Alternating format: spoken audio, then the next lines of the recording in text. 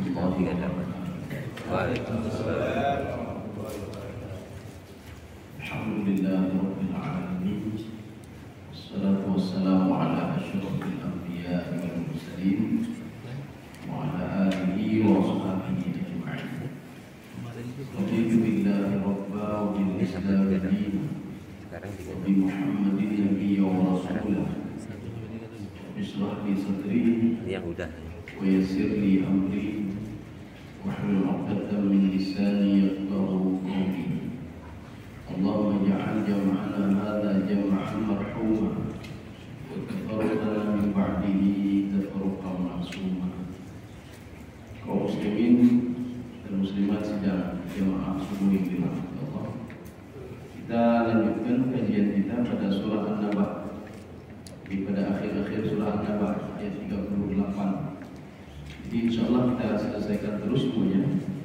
Artinya pertemuan selanjutnya kita lanjut ayat Al-Mursalat, surah Al-Mursalat. Kaum muslimin sedang jamaah dirahmati Allah.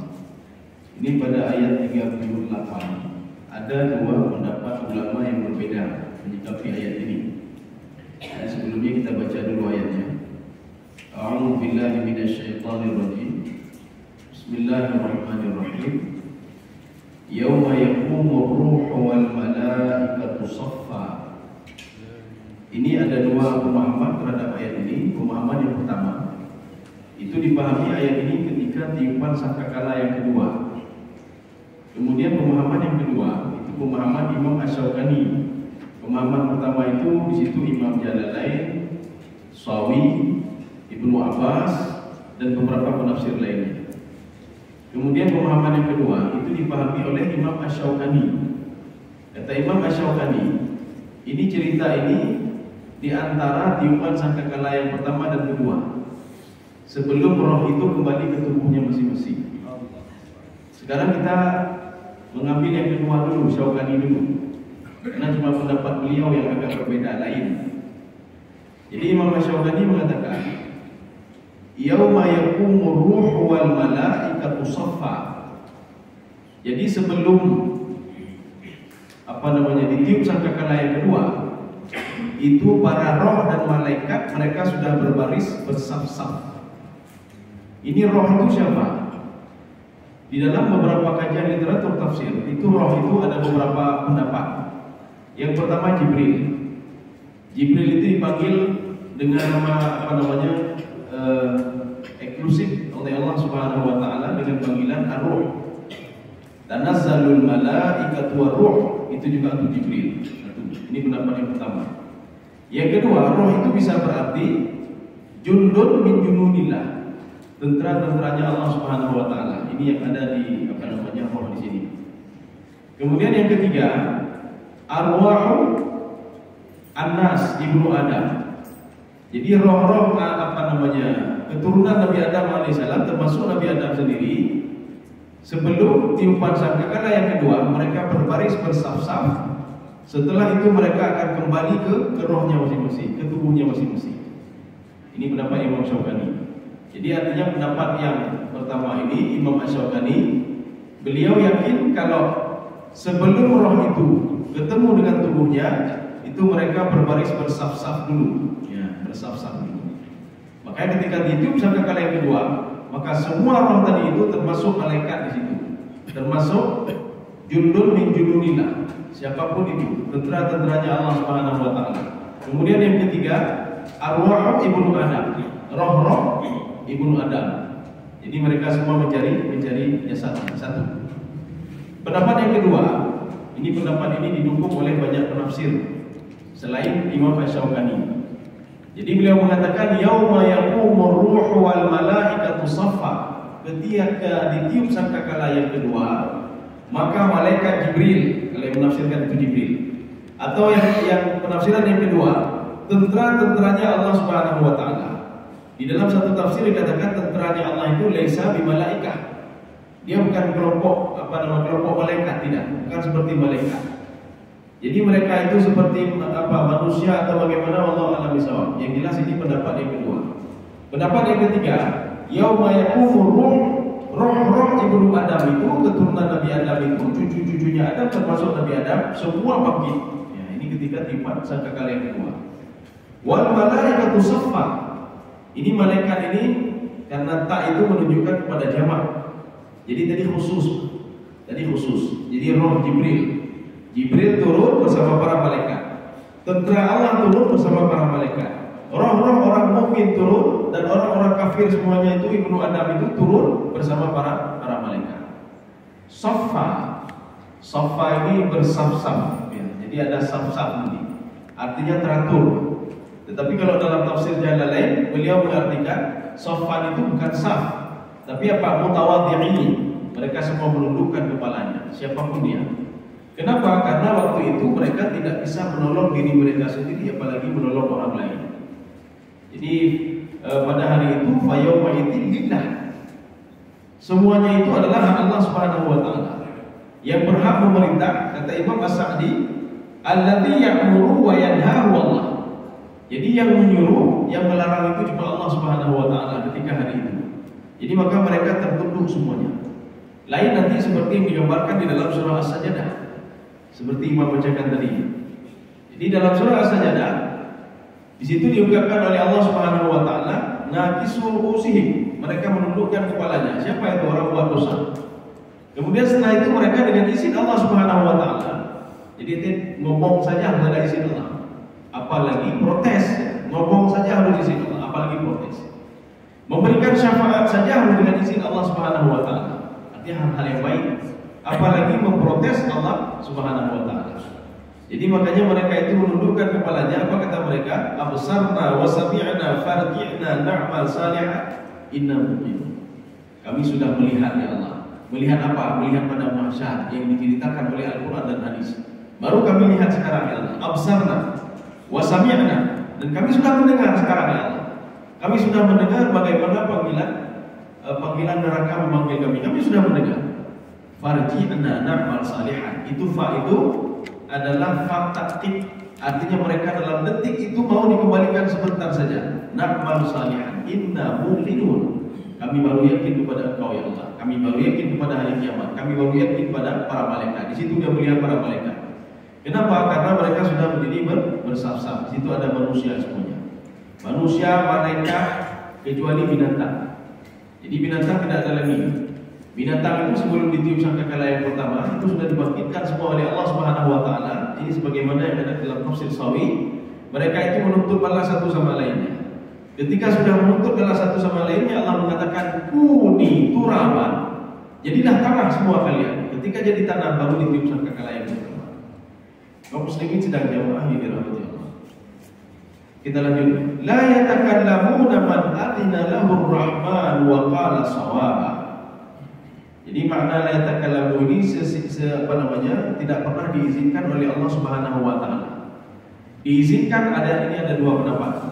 Pendapat yang pertama itu diizinkan memberikan syafaat. Ada yang mengatakan juga pendapat yang kedua, protes dan lain sebagainya. Kenapa dia protes? Saya tidak mau terima ya Allah, kenapa begini catatan saya? Kenapa begini catatan saya? Kenapa catatan saya sedikit kebaikannya ya Allah, padahal saya sudah bertobat kepada Engkau ya Allah. Jadi ada dua. Satu, minta syafaat, artinya dia ingin memberikan syafaat kepada orang lain tidak diizinkan oleh Allah. Ya, jadi terserah Allah diizinkan atau tidak diizinkan. Atau yang kedua, dia ingin protes terhadap amal ibadah dia, atau dia ingin protes terhadap dosa-dosa yang dia lakukan. Antara dua, diizinkan atau tidak diizinkan oleh Allah Subhanahu wa taala. Makanya dia tidak ada satupun la yatakallamuna fiha. Tidak ada yang berani ngomong ketika itu. Illa man adina lahu rahman wa qala sawaba. Kecuali yang diizinkan oleh Allah Subhanahu wa taala wa qala sawaba. Yang dia ngomong cuma yang baik-baik saja. Ya. Makanya ada yang menafsirkan ini untuk izin memberikan syafaat kepada orang lain. Dia minta izin kepada Allah karena menunjuk kepada makna sawaba yang benar-benar. Karena ada kelompok lain nanti mereka protes. Seperti Nabi Muhammad SAW. Pada suatu hari tersenyum Rasulullah. Ditanya oleh sahabat, kenapa engkau tersenyum ya Rasulullah? Rasulullah menjawab, nanti ketika di padang mahsyar ada kelompok yang berani protes Allah Subhanahu wa taala. Bagaimana mereka protes ya Allah? Ya Rasulullah. Jadi ketika itu mereka mendatangi Allah, apa katanya? Ketika didatangkan catatan-catatan oleh Allah Allah Subhanahu wa taala. Ini catatan kalian. Jadi kelompok itu mengatakan itu tidak benar catatan itu. Oh, kami tidak percaya catatan itu ya Allah. Ini catatan dua malaikat, kiramah katibin. Kemudian setelah itu Allah mengatakan bagaimana dengan dua malaikat yang terus mengikuti kalian, kiramah katibin. Dijawab oleh kelompok itu lagi. Apalagi dua malaikat itu, dia tidak senang dengan amal ibadah kami. Setiap kami lakukan kebaikan, dia tidak mencatat kebaikan kami, dan ketika kami buat kejahatan dilipat ganda oleh dia. Protes lagi dia. Kemudian yang ketiga kata Rasulullah SAW, ketika itu Allah mengatakan kepada dia, bagaimana dengan Lauhul Mahfuz yang sudah mencatat amal-amal kalian, kejahatan kalian. Apa kata kelompok ini? Itu lebih tidak adil lagi ya Allah, ya Rasulullah. Ya Allah. Itu tidak adil. Kenapa? Kami belum melakukan tapi sudah ada amal itu di Lauhul Mahfuz. Kami belum melakukan kejahatan tapi kejahatan sudah ada di Lauhul Mahfuz. Sehingga Rasulullah bertanya kepada kelompok tadi, kalian percaya kepada siapa? Maka kelompok tadi mengatakan kami cuma percaya kepada diri kami sendiri. Ketika itulah Allah Subhanahu wa taala mengizinkan seluruh anggota tubuhnya untuk berbicara dan menjadi saksi. Ya. Maka ketika itu mereka bersaksi, saya mencuri, saya ambil punya orang lain, saya mengata-ngatai orang lain, saya berbuat maksiat, saya makan haram. Makanya orang yang tadi itu mengatakan lima syahidna, kenapa kalian bersaksi terhadap kami? Dijawab oleh tangan dan lain sebagainya. Antaqanallahu alladzi antaqa kulla syai'. Kami bisa ngomong karena sudah diizinkan oleh Allah Subhanahu wa taala. Kaum muslimin sedang jamaah dirahmati Allah. Ini yang dimaksudkan dengan la yatakallamuna illa man adina lahu rahman wa qala sawaba. Termasuk para nabi dan rasul sendiri. Para nabi dan rasul sendiri, mereka tidak diizinkan ngomong dulu setelah diizinkan oleh Allah. Mana contohnya? Nabi Nuh alaihissalam. Nabi Nuh alaihissalam ketika dipertemukan dengan kaumnya, ada kaum Nabi Nuh alaihissalam. Ketika itu Allah bertanya kepada Nabi Nuh alaihissalam, hal bagaimana ya Nuh? Apakah kamu sudah memberikan nasihat kepada kaummu? Apakah kamu sudah memberikan pelajaran kepada kaummu? Sehingga kaum itu banyak yang menyerah bahaya. Dijawab oleh Nuh, balagtu ya, saya sudah menyampaikan dakwah kepada mereka. Ketika itu Allah mengajak dialog lagi kepada kaum Nabi Nuh alaihissalam. Hal balagha Nuh, apakah Nuh sudah menyampaikan dakwahnya? Pengikut pembangkang Nabi Nuh mengatakan lah, Nabi Nuh tidak menyampaikan dakwahnya. Ini maksudnya apa? Itu mereka bisa berbicara seperti itu setelah dapat izin dari Allah Subhanahu wa taala. Kaum muslimin sedang jemaah dalam berkilah. Dzalikal yaumul haq.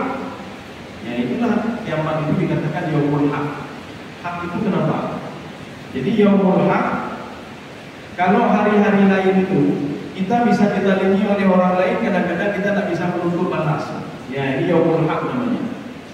Kalau hari-hari biasa, kita dipungut orang lain, dizalimi oleh orang lain, diambil hak kita ke pengadilan tapi tidak sesuai dengan keinginan kita.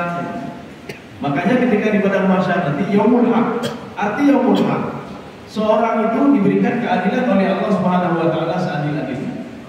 Si A yang sering menzalimi si B, maka si B itu akan diberikan kompensasi dari pahala si A ini, diberikan kepada si B. Makanya orang yang suka menzalimi orang lain, suka mengambil punya orang lain, itu sama seperti menzalimi diri dia sendiri. Artinya itu orang-orang bodoh. Orang yang mengata-ngatai orang lain sama seperti apa? Dia memberikan pahalanya kepada orang lain. Maka beruntunglah orang yang setiap hari dikata-katai oleh orang lain. Ya. Tapi ikut ligau kan bukan doa alhamdulillah kain ke dalam ligau ya. Alhamdulillah kain ligau ya. Mudah-mudahan itu menjadi pahala bagi saya. Pahala apa? Pahala orang tadi. Pahala orang tadi itu akan dilimpahkan kepada kita. Kaum muslimin sedang jamaah di rahmatnya Allah. Jadi ini namanya yaumul haq. Jadi yaumul haq itu artinya apa? Yang pertama hari di mana Allah membalas keadilan itu. Satu. Yang kedua, yaumul haq adalah hari, bukan ini apa istilahnya, kalau kita sekarang kan cuma mendengar-dengar saja. Padang mahsyar begini, hari kiamat begini. Maka ketika nanti dibangkitkan di padang mahsyar, rupanya betul seperti yang diceritakan dalam Al-Quran. Yang seperti itu. Ini karena tidak ada yang kembali saja, jangankan di padang mahsyar. Artinya yang sudah meninggal dunia masuk ke alam barzakh itu tidak ada yang kembali. Kalau ada yang kembali bisa kita tanya, bagaimana alam barzakh? Ya. Apa Apalagi nanti di pada masyarakat waktunya sudah lama sekali, sudah beberapa tahap lagi. Lantar kabuna tabakat antara. Jadi ada beberapa fase-fase. Artinya apa? Fase alam rahim sudah kita lalui. Sekarang masuk fase dunia, baru fase kedua. Nanti kalau kita masuk ke dalam fase yang ketiga, fase alam barzakh, artinya alam rahim itu sudah diselangi oleh fase dunia. Ya, sudah jauh. Ini sama seperti kita dibangkitkan di padang mahsyar. Fase dunia itu sudah jauh sekali dunia ini. Kenapa? Sudah dipisahkan oleh alam barzakh. Kaum muslimin sedang jamaah yang dirahmati Allah. Ini yang dikatakan dengan yaumul haq. Sehingga Imam dalam tafsir Jalalain apa kata beliau? At-thabit wuqu'uhu, yang benar-benar terjadi. Kenapa benar-benar terjadi? Karena di dalam Al-Quran Allah cuma menggambarkan saja. Idza syamsu kuwirat wa idzan nujumu kadarat. Kalau seandainya idza syamsu kuwirat, matahari itu saya robek-robek, saya belah, kata Allah Subhanahu wa taala. Tapi belum belah lagi. Makanya ketika kiamat nanti baru, oh ini yaumul haq, betul yang digambarkan oleh Allah Subhanahu wa taala. Kaum muslimin sedang jamaah yang dirahmati Allah. Jadi yaumul haq itu ats-tsabit wuqu'uhu. Jadi benar-benar terjadi. Kita lanjut nih. Makanya kata ini fataktif. Faman syaa'a takhadha ila rabbih ma'aba. Kita mengambil tafsir Jalalain dan tafsir Sawi. Apa kata beliau? Kalau seorang ingin minta balasan, disitulah waktunya. Seorang itu ingin minta kenikmatan, kesempurnaan nikmatan, disitulah waktunya. Minta kepada Allah Subhanahu wa taala. Seorang ketika ingin meminta pahala-pahala dia dari orang-orang yang menzalimi dia, disitulah waktunya. Ya. Faman syaa'a takhadha ila rabbih ma'aba. Jadi arti ma'aba ini apa? Marji'ah, tempat kembali. Makanya sesuatu itu minta terus kepada Allah Subhanahu wa taala. Maka ada yang menafsirkan juga, ini ayat ini dalam tafsir Sawi untuk orang-orang beriman yang beruntung. Keuntungan dia akan diperoleh ketika itu. Dia akan minta kepada Allah Subhanahu wa taala. Jadi ketika di dunia dizalimi, ketika di dunia dia beribadah, ada video tertentu oleh Allah, baru ujub. Maka kalau ingin minta kesempurnaan, maka mintalah nanti ketika di padang mahsyar. Walaupun nanti fasenya itu lama juga fasenya. Itu berbeda dengan fase di dunia. Waktunya lama sekali, walaupun satu hari itu 50 alfasan. Satu hari itu 50.000 tahun lamanya. Maka fase itu lama. Nanti walaupun nanti iman itu disempurnakan oleh Allah di dalam surga nanti. Summa tuwaffawna ujurakum yawmal qiyamah. Nanti akan disempurnakan kata Allah. Ketika seorang berada di alam roh, itu nikmat belum sempurna lagi. Ketika seorang berada di dalam rahim, itu sudah mulai sempurna sedikit. Ya, diberikan nikmat lagi oleh Allah. Dia sudah menyentuhkan tubuhnya. Ketika lahir ke dunia, dia baru diberikan nikmat lagi oleh Allah, lebih sempurna dibandingkan nikmat di dalam kandungan. Ketika seorang berada di alam barzakh, diberikan nikmat lagi oleh Allah Subhanahu wa taala yang lebih sempurna lagi. Ini makna tsumma tuwaffawna ujurakum yaumal qiyamah. Ini tsumma ini kita cuma merujuk ke dalam tafsir Ibnu Abbas. Tsumma itu ya dulu ala tabaqil ahwal. Waktunya itu panjang dan lama sekali. Tetapi walaupun panjang dan lama, manusia itu diberikan secara bertahap oleh Allah Subhanahu wa taala. Makanya ketika di dalam surga nanti nikmat yang belum lengkap tadi diberikan semua oleh Allah Subhanahu wa taala. Sehingga Allah bertanya kepada ini, apakah katib, apa sudah cukup? Apa kata yang masuk dalam surga? Juga lebih dari katib ya Allah. Sudah lebih kafani katanya. Ini dalam tafsir Jalalain. Wa yaqulu rajul, seorang laki-laki itu mengatakan kepada Allah ketika dia berada dalam surga, kafani. Cukup bagi saya ini Allah. Katib ini melebihi dari cukup ya Allah. Cuma sekarang saja kita ini merasa tertalimi prima. Lulun ibadah, lulun patuhan kepada Allah, tapi bukan hanya kecil nikmat. Maka dijawab oleh Allah Subhanahu wa taala dalam Al-Qur'an. Walau basatallahu rizqa labaghaw fil ardi. Kalau seandainya rezeki itu dihambur-hamburkan, bejo timbulan ahli ibadah cukup jai bejo rezeki. Timbulan ahli Quran bejo rezeki jai ya Allah. Labaghaw fil ardi. Itulah tauhid. Artinya apa? Allah yakin betul nanti dia akan ingkar, dia akan kelewat batas nanti. Karena kita ibadah ini, maka diberikan sedikit-sedikit. Ya. Artinya apa? Bikadar dengan dosisnya sendiri. Si fulan dosisnya begini, si fulan dosisnya begini, si fulan dosisnya begini. Nanti bukan Allah dalil tidak. Allah tidak perlu pada ibadah kita. Dan Allah juga tidak perlu. Allah tidak perlu kepada ibadah kita. Allah tidak perlu dan tempat-tempat ini tidak perlu. Tidak mengurangi sedikit pun kekuasaan Allah dan mengatakan semuanya, tidak mengurangi kekuasaan Allah sedikit pun tidak mengurangi. Artinya kalau kita beribadah untuk diri kita sendiri, kita berbuat baik untuk diri kita sendiri. Kalau kita berbuat jahat untuk kita sendiri juga. Ya. Kaum muslimin sedang jemaah yang dirahmati Allah. Ini makna dari faman syaa'a takhadha ila rabbih ma'aba. Jadi kalau ingin kebaikan-kebaikan, disitulah kita minta kepada Allah. Kalau ingin kita dapat balasan apa, disitulah minta kepada Allah. Ini sebagaimana ada seorang pemuda ya. Seorang pemuda ketika dia bangkit di padang mahsyar, dia amal ibadah dia kurang amal ibadahnya. Akhirnya dia apa? Dia menunjukkan orang yang suka mendalimi dia.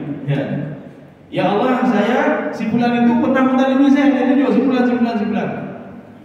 Allah bertanya kepada dia, kamu mau apa dari si fulan? Saya mau ibadah dia ya Allah, karena ibadah saya kurang ini. Apa kata Allah? Mau minta apa sama dia? Itu maya berani, tapi janji mau minta apa kamu sama dia? Iya kepala Allah. Begini saja ya Allah, kejahatan saya limpahkan ke dia. Iya. Jadi tadi kebaikan tidak ada sama dia. Dia minta kejahatan saya, limpahkan saya kepada dia. Sebelum dijawab oleh Allah Subhanahu Wa Taala, dinampakkan di depan dia sebuah istana yang luar biasa dalam surga. Pemuda ini melihat. Apa kata pemuda ini? Ya Allah, tolong ceritakan kepada saya Nabi yang mana yang mendapatkan seperti ini ya Allah. Kemudian Allah mengatakan, bukan Nabi, kamu pun bisa dapat. Pemuda tadi saking malunya mengatakan, nggak mungkin ya Allah, amal ibadah saya hati. Nah, lu udah ya.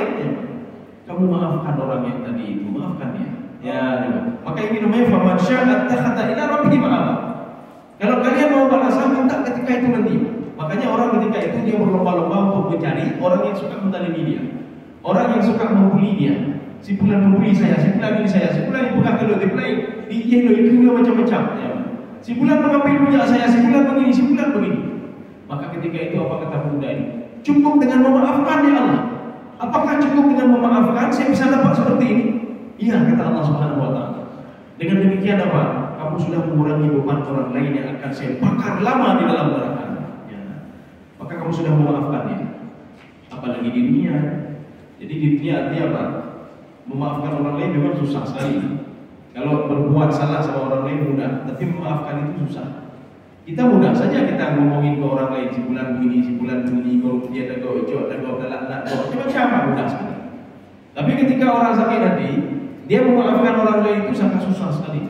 Tetapi walaupun sangat susah memaafkan orang lain, pahalanya luar biasa. Bukan saja di dunia, bukan saja di akhirat. Di dunia, dua-dua dunia akhirat diberikan oleh Allah Subhanahu Wa Taala. Kalau dia berani memaafkan orang lain, artinya ketenangan jiwa itu ada sama dia. Kaum muslimin sedang jemaah dirahmati Allah. Kenapa tenang jiwanya? Artinya kalau dia meninggal dunia, dia hatinya sudah bersih dengan Allah satu. Yang kedua dia bersih dengan orang lain, bersih sama dia. Anda tentu tahu ya. Ada ketika orang meninggal, kita meninggal dunia, orang lain mengatakan saya banyak dosa sama si fulan, saya banyak ini sama si fulan, saya banyak ini, enggak ada. Artinya jiwa dia tenang. Bahkan di dalam sebuah riwayat itu Rasulullah mengatakan itu pemuda itu calon penghuni surga. Karena ketika dia tidur, dia minta ampun, minta maaf kepada Allah satu. Yang kedua, dia minta orang yang punya dosa sama dia juga dimaafkan oleh Allah Subhanahu Wa Taala. Kaum muslimin sedang jemaah dirahmati. Kita lanjut. Inna andarnakum adaban qarima. Ini inna kenapa bacanya? Sebenarnya kalimatnya inna nahnu. Ini sama seperti apa namanya? Wa qad khaba man dassaha. Itu sa itu bukan dassaha sebenarnya, bukan alif. Wa qad khaba man dassaha. Ya, karena susah dassaha, maka sin itu berubah menjadi alif. Dassaha. Ya. Jadi ini begitu juga. Inna andarnakum karena susah. Inna nahnu susah. Maka innanya dipanjangkan inna. Jadi di inna itu sudah mencakup sesungguhnya kami. Kami dalam tanda kutip ya, kita jangan menyamakan setiap bahasa itu sama, tidak. Jadi bahasa itu memiliki rasa yang berbeda. Orang Arab itu kalau disebutkan kami itu bisa berarti dua pemahaman. Kami lebih daripada dua, satu. Kemudian yang kedua at-ta'zim. Ta'zim itu untuk memuliakan seseorang, untuk memuliakan diri. Ya Allah memuliakan diri. Kami kata Allah, bukan berarti lebih dari satu, tidak. Ya. Tetapi dalam bahasa Indonesia kita tidak ada kami yang maknanya lebih dari satu. Tidak ada maknanya satu, tetapi maknanya selalu lebih daripada satu. Kami berdua, kami bertiga, kami ramai-ramai. Maka ini nggak usah ini pembahasan istilahnya kalau Allah menyebutkan kami itu litaktimnya. Artinya tidak usah kita persoalkan lagi lah. Artinya apa? Allah Subhanahu wa taala ingin memuliakan dirinya. Inna, sesungguhnya kami. Inna nahnu nazzalna dzikra. Begitu mulianya saya, kata Allah, yang menurunkan Al-Qur'an melalui Jibril. Jadi nahnu, kami di situ itu ditafsirkan dengan Allah, maknanya makna ta'zim. Ini begitu juga. Jadi ketika seorang itu dia nggak berani ngomong di padang mahsyar, Allah mengatakan lagi cerita masa lalu. Inna andarnakum adzaban qaribah. Di dunia kan sudah saya berikan kalian, sudah saya berikan peringatan kalian. Antara itu peringatan. Arti peringatan apa? Maka dalam Al-Quran itu ada nadhir, ada basyir, seimbang. Ketika Allah cerita tentang azab, kalau seorang itu diazab, seorang itu dapat kemurkaan Allah, dia akan dimasukkan ke dalam neraka. Tapi ketika seorang itu dia dapat rahmat Allah Subhanahu wa taala dan dia dapat rahmat Allah, maka dimasukkan ke dalam surga. Artinya seimbang. Jadi makanya antara itu artinya saya berikan peringatan di dunia. Inna anzarnakum adzaban qaribah. Cuma nanti beda tafsirnya adzaban qaribah. Saya sudah memberikan nasihat kepada kalian. Mana nasihatnya? Adzaban qaribah. Nasihat yang tafsiran yang pertama. Adzaban qaribah termasuk dalam tafsir Al-Wasit, termasuk dalam tafsir Jalalain. Apa kata beliau? Adzaban qaribah tentang azab di neraka nanti, di padang mahsyar nanti. Di alam barzakh, ketika di neraka. Sudah saya ceritakan sama kalian dalam Al-Qur'an. Sudah saya ceritakan melalui pendakwah-pendakwah. Sudah saya ceritakan melalui para nabi dan rasul. Sudah saya ceritakan melalui hadis-hadis Rasulullah SAW. Seorang begini nanti akan dimasukkan ke neraka. Seorang yang begini, seorang yang bakhil akan dimasukkan ke neraka. Semua sudah saya ceritakan. Satu. Ini tafsiran yang pertama. Tafsiran yang kedua. Inna anzarnakum adzaban qaribah. Saya sudah memberikan nasihat kepada kalian adzaban qaribah, azab yang dekat. Apa itu azab yang dekat? Jadi ketika di dunia katanya kejo azab ya Allah, kebakaran, banjir dan sebagainya, itu namanya adzaban qaribah. Artinya adzaban qaribah artinya apa? Sebelum datangnya kiamat itu, kiamat kecil sudah ada, kata Allah. Azab itu sudah ada. Bagaimana Allah hancurkan kaum Samud sudah ada dalam Al-Quran. Cuma kalian tidak mau menelaahnya, kata Allah. Kematian itu azab juga, kata Allah. Artinya apa? Adzaban qaribah. Itu kematian. Ini dalam tafsir Jalalain. Kalian sudah lihat contoh orang-orang lain bagaimana mati. Artinya mati itu apa? Dia sudah berpisah dengan dengan kehidupan dia. Dia sudah berpisah dengan roh dia dan nanti akan dibangkitkan lagi oleh Allah Subhanahu wa taala. Sudah saya berikan nasihat kepada kalian. Maka nasihat itu bisa nasihat fisik. Bagaimana nasihat fisik? Kita bisa melihat orang lain yang meninggal dunia. Kita bisa melihat orang yang sakit. Kita bisa melihat orang yang diazab oleh Allah Subhanahu wa taala. Atau nasihat itu berupa tulisan-tulisan seperti yang ada di dalam Al-Quran. Maka Allah katakan, lihat kaum Ad, lihat kaum Samud, lihat Fir'aun, Dulpungob, lihat ini, lihat itu. Semua sudah ada contoh kata Allah Subhanahu wa taala. Inna anzarnakum adzaban qaribah. Ya, ini kita tutup ayat ini. Yauma yantuhul mar'u. Ya, ini mar'u ini banyak pendapat ini. Ada yang mengatakan mar'u itu adalah Abu Jahal. Abu Jahal baru tahu diri dia nanti. Ya, baru dia tahu diri kalau apa yang dilakukan selama ini itu tidak benar. Itu al-mar'u satu. Ada yang mengatakan al-mu'min, orang mukmin. Kenapa orang mukmin? Karena yang bisa melihat kebaikan-kebaikan nanti di padang mahsyar cuma orang mukmin saja. Orang lain tidak bisa lihat kebaikan. Tidak ada kebaikan sama dia. Ya. Kemudian ada yang mengatakan Ubay bin Khalaf. Dia akan mengetahui sendiri bagaimana perbuatan dia tidak tahu dia sama Rasulullah dulu. Maka dia akan tahu ketika dulu dia tidak yakin pada hari kiamat. Dan orang-orang yang seperti Ubay bin Khalaf dan orang-orang yang seperti Abu Jahal. Ya. Jadi bukan Abu Jahal saja yang maksud Abu Jahal. Abu Jahal yang tidak yakin dan orang-orang seperti Abu Jahal. Yang orang kaya dia Abu Jahal. Dia tidak pandai mensyukuri nikmat Allah setelah berdebat dengan Abu Bakar As-Siddiq. Ketika itu dia mengatakan di dalam kepada Abu Bakar As-Siddiq, kata-kata Abu Jahal diabadikan oleh Allah dalam Al-Quran pada surah Yasin. Apa kata Abu Jahal? Anutrimu man law yasha Allah Wat'amah in antum illa fi dhalalin mubin. Wahai Abu Bakar kan harta. Kemudian Abu Jahal kan banyak harta juga. Dari mana kita tahu Abu Bakar banyak harta? Abu Bakar sudah berapa orang sudah dimerdekakan? Rasul 6 orang. Yang ke-6 itu adalah Bilal bin Rabah. Bilal itu dimerdekakan oleh Abu Bakar. Satu berapa kilo itu banyak, satu mau besar gitu. Emas ya. Sama peluk raya diberikan kepada tuannya. Makanya waktu itu Abu Jahal mengatakan kepada Abu Bakar, "Anut'imu man law yasha'ullahu wa ta'ala." Untuk apa kasih makan anak yatim? Untuk apa kasih makan orang miskin? Apakah Tuhan mereka tidak sanggup kasih makan mereka? Mereka sudah beribadah, sudah ini, sudah itu. Ya. Abu Bakar diam sejenak, kemudian Abu Bakar menjawab, "Wahai Abu Jahal, bukan berarti orang ini miskin Allah benci pada mereka. Tidak, Allah sedang menguji mereka. Sejauh mana keimanan mereka kepada Allah Subhanahu wa taala. Kemudian juga Allah menguji kamu," kata Abu Bakar Siddiq. "Sejauh mana kamu diberikan nikmat oleh Allah, kamu terikat kepada pemberi nikmat itu." Ini bukti Abu Jahal, Abu Jahal. Maka Abu Jahal juga tidak yakin pada hari dua kita. Makanya di sini ada yang mengatakan, "Yauma yanzurul mar'u itu adalah Abu Jahal." Dan orang-orang yang seperti Abu Jahal, dia langsung melihat ketika di padang mahsyar. Oh, begini rupanya. Makanya pada mahsyar itu di dalam gambaran Ibnu Abbas, apa kata Ibnu Abbas? Fitnatun bayda. Fitnatun bayda fitnah itu perak ya, perak yang warna putih semuanya. Bahkan dalam tafsir lain dikatakan la tara fiha iwaja wala amta. Tidak ada jalan yang berkelok-kelok, semua rata semuanya. Wala amta. Amta itu apa? Tidak ada bukitnya, tidak ada lembah tidak ada. Tapi dalam satu tafsir lagi, pada mahsyar itu, pada mahsyar gunung lembah itu saja. Ada yang mengatakan tidak rata semuanya.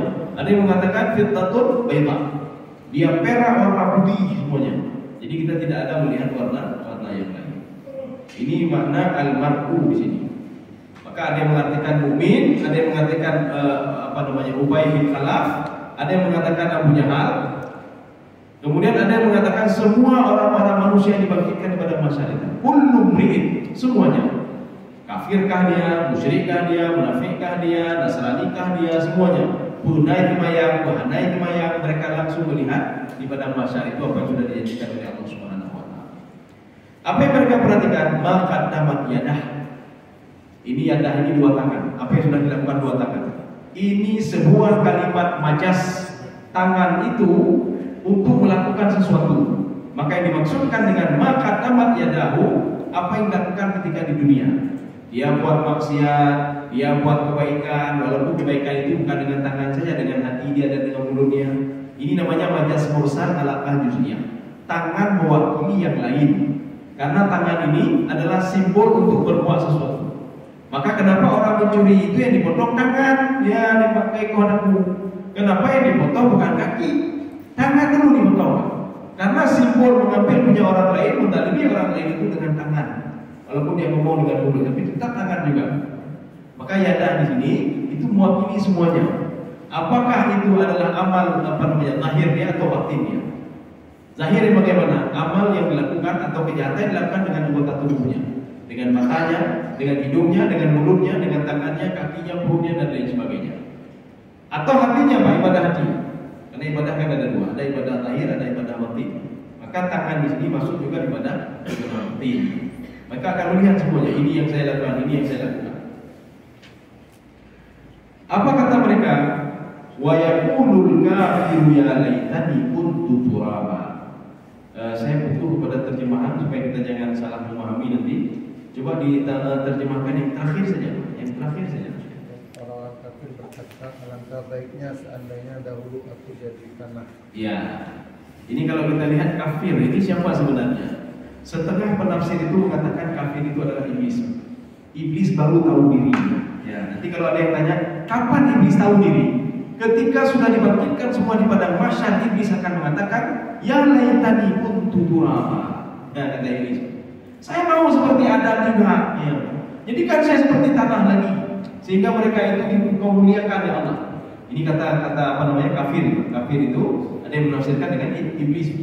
Tapi Tapi sebagai kelompok-kelompok yang kedua, itu menafsirkan kafir itu apa? Selain orang mukmin.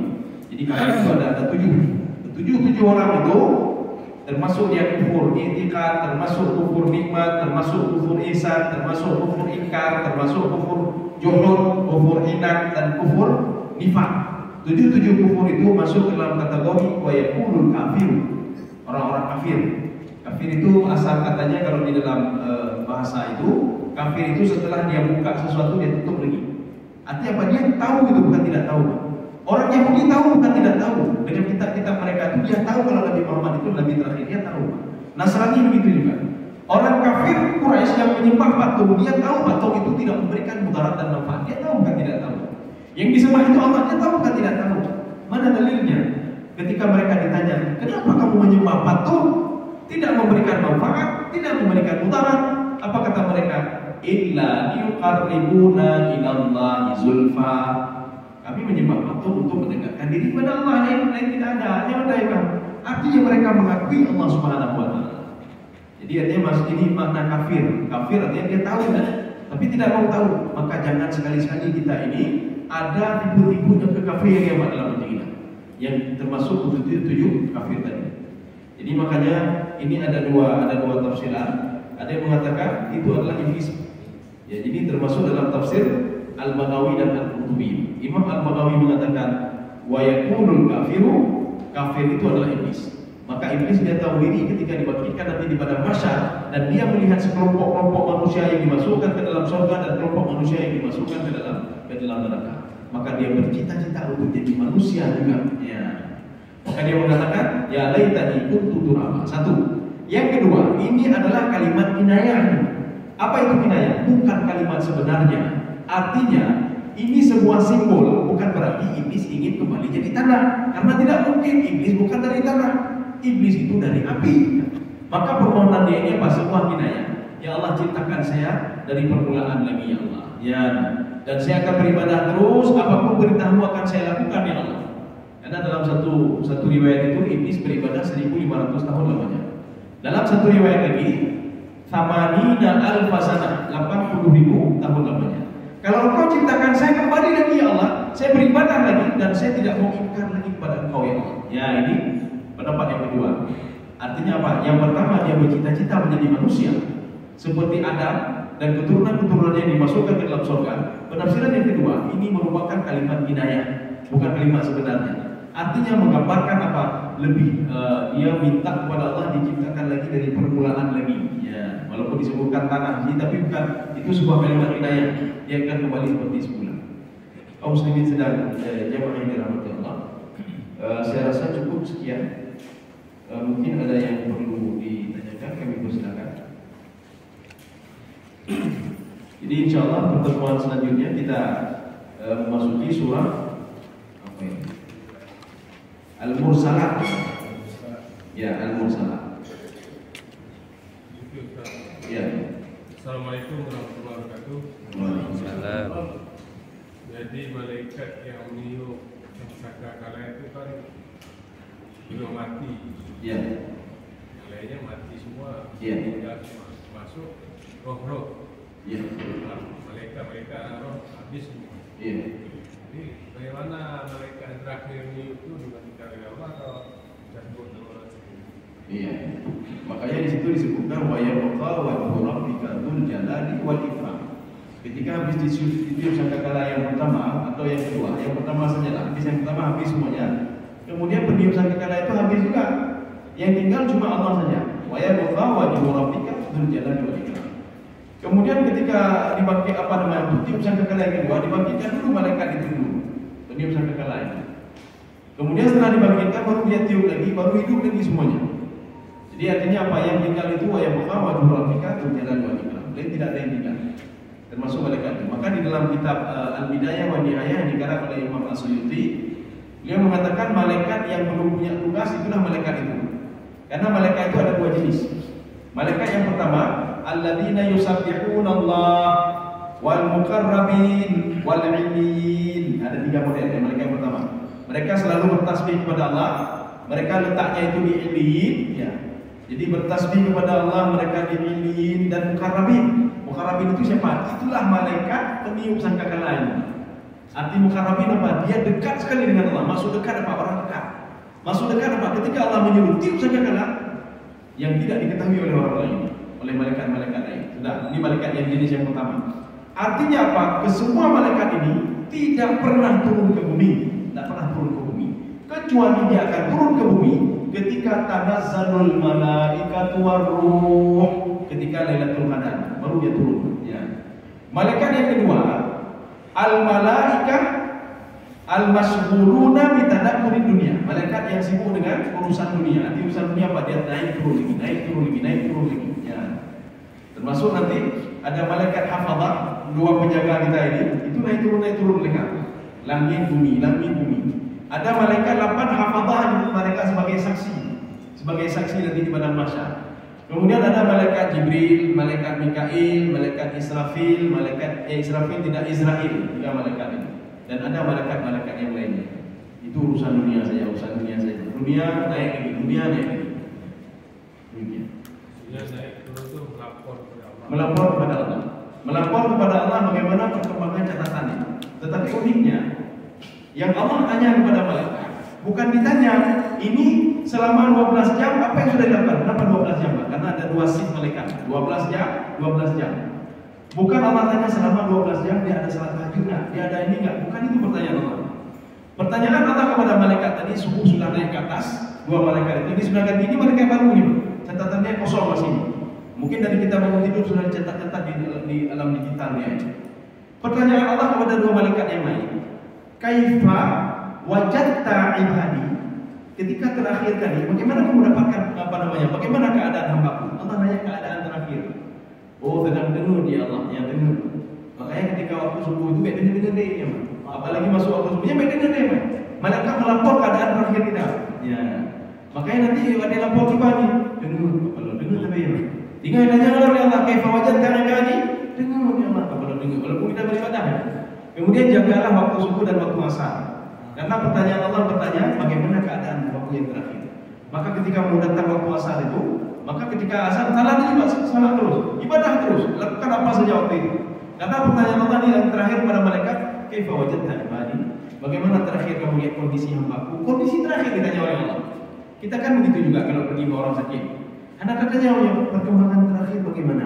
Ya, ini membuktikan apa? Dia itu sayang sekali pada saudaranya. Kan dia tanya yang lain, perkembangan terakhir bagaimana? Kita tanya telepon kami najib, uruci telepon. Gimana lawainya? Ya, enggak pernah tanya ini ada ini enggak ada pernah. Ya, ditanya perkembangan terakhir benar sehat. Ya. Satu lagi. Assalamualaikum warahmatullahi Waalaikumsalam. Bagaimana mati itu? Apakah dia harus mati? Kalau dia kalau mau, kan Allah menciptakan kematian. Iya. Mana yang disebut mati? Oh ya. Di dalam Al-Quran itu ketika disebutkan Alladzi khalaqal mauta wal hayata liyabluwakum ayyukum ahsanu amala. Allah menciptakan mati dan menciptakan hidup. Bagaimana menciptakan mati? Berarti kalau menciptakan mati berarti kan mati itu kan hidup berarti. Ini apa maksudnya? Dalam beberapa literatur tafsir yang dimaksudkan dengan alladzi khalaqal mauta, sebenarnya makna yang terkandung dalam khalaqal mauta makna di belakang itu. Allah menciptakan kehidupan dunia ini kita hidup untuk apa? Untuk mati. Ya. Berarti dia untuk apa? Untuk mati ya dia. Allah ketika mengatakan alladzi khalaqal mauta, ini tafsiran yang pertama ini. Alladzi khalaqal mauta, Allah menciptakan mati. Maksud mati apa? Menciptakan hidup manusia di dunia ini untuk mati, tidak untuk hidup. Arti hidup ini tidak abadi. Satu. Yang kedua, alladzi khalaqal mauta wal hayata, Allah menciptakan hidup. Maksudnya apa? Allah mematikan manusia, dimasukkan ke alam barzakh dulu untuk apa? Untuk bisa dihidupkan di padang mahsyar. Tidak ada orang langsung kepada mahsyar tanpa mati dulu. Ya, ini tafsiran yang pertama. Tafsiran yang kedua, alladzi khalaqal mauta wal hayata, rupanya kematian itu kehidupan juga rupanya. Mana kematian itu kehidupan? Coba ambil biji-bijian yang sudah lama kita beli. Kita beli biji mangga, kita beli biji cabai. Kan tahan biji yang makan 20 tahun. 20 tahun sudah. Artinya apa? Di dalam kematian itu ada kehidupan. Jadi Allah mengatakan, coba kalau nggak percaya, kamu masukkan ke dalam tanah, kamu siram dengan air, kata Allah. Siapa menghidupkan dia kecuali saya, kata Allah. Saya lah yang menghidupkan dia. Ambatal abdi nabata. Tumbuhan yang sudah mati itu bisa saya hidupkan kembali. Kata rajul. Demikian pula kamu itu saya bangkitkan dari kuburmu, kata Allah Subhanahu wa taala. Artinya apa? Kematian kamu itu hidup sebenarnya. Kamu itu hidup. Ya, ini tafsiran yang kedua. Tafsiran yang ketiga. Yang dimaksudkan dengan alladzi khalaqal mauta, kematian itu hidup apa? Roh ini tidak pernah mati. Roh tidak pernah mati. Roh itu terus hidupnya. Walaupun pada hakikatnya kita melihat tubuh ini sudah mati, tapi roh itu hidup terus. Roh tidak pernah tua. Ada duha roh. Ya, beda mengambil ke duha roh dengan duha. Mana duha roh? Yang duha roh dan yo. Belum dalam 80 roh dalam 80. Ada roh lebihnya ada umur. Umur roh itu panjang sekali dia roh itu. Artinya apa? Roh itu tidak pernah ketika diciptakan oleh Allah dan dia tidak pernah mati-mati lagi. Roh itu. Jadi makanya ketika kita meninggal dunia, roh itu saja berpisah saja. Roh tetap hidup yang hancur tubuh kita. Ya. Demikian. Jadi saya rasa cukup sekian saja. Mudah-mudahan ada manfaatnya bagi tuan dan jemaah sekalian. Subhanallah wa bihamdika, asyhadu an la ilaha illa anta, astaghfiruka wa atubu ilaik. Assalamualaikum warahmatullahi wabarakatuh.